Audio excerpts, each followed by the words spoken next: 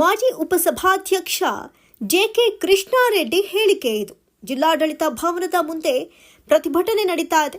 ಸಂಸದ ಕೆ ಸುಧಾಕರ್ ನೇತೃತ್ವದಲ್ಲಿ ನಡೀತಾ ಇರುವಂತಹ ಪ್ರತಿಭಟನೆ ಇದಾಗಿದ್ದು, ಜೊತೆಗೆ ಉಪವಾಸ ಸತ್ಯಾಗ್ರಹ ಕೂಡ ನಡೀತಾ ಇದೆ. ಕಾಂಗ್ರೆಸ್ ಸರ್ಕಾರ ಲಜ್ಜೆಗೆಟ್ಟ ಸರ್ಕಾರ.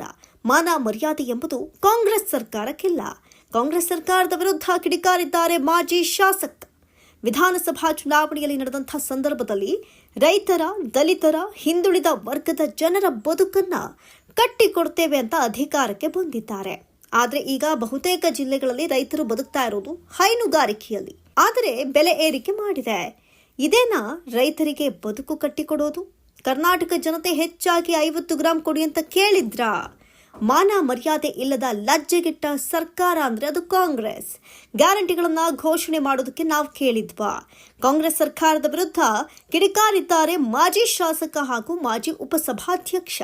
ವಿಧಾನಸಭಾ ಚುನಾವಣೆ ನಡೆದಂತ ಸಂದರ್ಭದಲ್ಲಿ ರೈತರ ಬದುಕಿನಲ್ಲಿ ಉದ್ಧಾರ ಮಾಡ್ತೀವಿ, ರೈತರಿಗೆ ಎಲ್ಲ ಥರ ಒಳ್ಳೇದು ಮಾಡ್ತೀವಿ, ದಲಿತರ ಬದುಕನ್ನು ಕಟ್ಕೊಡ್ತೀವಿ, ಹಿಂದುಳಿದ ವರ್ಗಗಳನ್ನು ಅವರ ಬದುಕನ್ನು ಕಟ್ಕೊಡ್ತೀವಿ, ಸಾಮಾನ್ಯ ಜನರ ಬದುಕನ್ನು ಕಟ್ಕೊಡ್ತೀವಿ ಅಂತ ಹೇಳಿ ಇವತ್ತು ಬಂದಿರತಕ್ಕಂಥದ್ದು.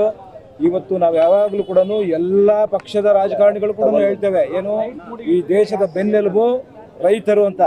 ಆದರೆ ರೈತರಿಗೆ ಇವತ್ತು ರೈತರು ನಮ್ಮ ಜಿಲ್ಲೆಯಲ್ಲಿ ಅಷ್ಟೇ ಅಲ್ಲ, ಇಡೀ ಕರ್ನಾಟಕದಲ್ಲಿ ಬಹುತೇಕ ಜಿಲ್ಲೆಗಳಲ್ಲಿ ಇವತ್ತು ಇಡೀ ಕರ್ನಾಟಕದಲ್ಲಿ ಇವತ್ತು ಎಲ್ಲರೂ ಕೂಡ ಬದುಕ್ತಾ ಇರತಕ್ಕಂಥದ್ದು ಹೈನುಗಾರಿಕೆಯಲ್ಲಿ.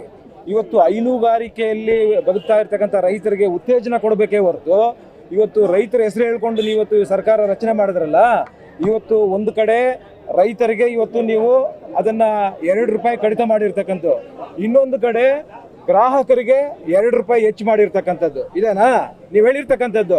ರೈತರ ಬದುಕನ್ನು ಕಟ್ಕೊಡ್ತೀವಿ, ದಲಿತರ ಬದುಕನ್ನು ಕಟ್ಕೊಡ್ತೀವಿ, ಹಿಂದುಳಿದ ವರ್ಗಗಳ ಬದುಕನ್ನು ಕಟ್ಕೊಡ್ತೀವಿ ಅಂತ ಹೇಳಿ ಬಂದಂಥವರು ಇವತ್ತು ನೀವು ರೈತರಿಗೆ ಒಂದು ಕಡೆ ಮಾರಕ ಒಂದು ಬರ ಎಳ್ದಿದ್ದೀರಾ, ಇನ್ನೊಂದು ಕಡೆ ಗ್ರಾಹಕರಿಗೆ ಅವ್ರಿಗೂ ಕೂಡ 50 ಗ್ರಾಂ ಸಮರ್ಥನೆ ಮಾಡ್ಕೊಳ್ತಾ ಇದ್ದಾರೆ. 50 ml ಜಾಸ್ತಿ ಕೊಡೋದು ನಾವು ಕೇಳಿದ್ವಾ?